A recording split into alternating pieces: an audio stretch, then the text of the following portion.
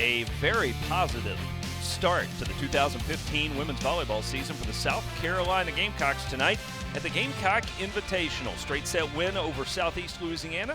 As we welcome you back here to the Carolina Volleyball Center, Derek Scott with RJ Abella. RJ, boy, you saw some newcomers in the lineup for South Carolina. Didn't know what you would get out of fresh faces in their debut.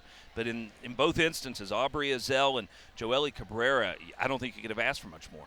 You know, to have a freshman lead your offense and to play with that confidence and that swagger that she had, you know, it's got to excite Scott Swanson for the future of this season.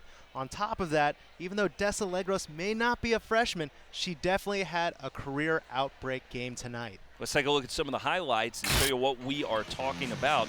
As South Carolina got off to a quick start, got some work up front with the block there, and then the attack as well. Darian Dozier, you know she'd be in the middle of it.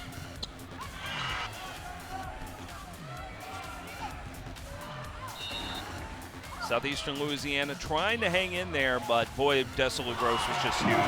You know, a lot of it was out of system attacking, which is even harder, and she's still performing, knowing there's a double block in front of her. Tied her career high with 12 kills, set a new career high with 7 digs, and she had lots of help too. Atoa Williams, a familiar face from last year with those attacks on the outside, and then to finish it off, how about Legros getting an ace?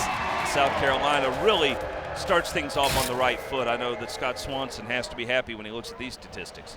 You know, looking at these numbers, the big thing is the firepower South Carolina brought. You see the blocks are similar. If you look at the digs, they're pretty similar, but they double the aces, and they almost more than doubled their hitting percentage. And that's ultimately what won South Carolina the game tonight. Gamecock Invitational continues tomorrow. South Carolina will be back on the court at 1 p.m. against North Carolina Central. We'll be back to bring you the action right here on the SEC Network.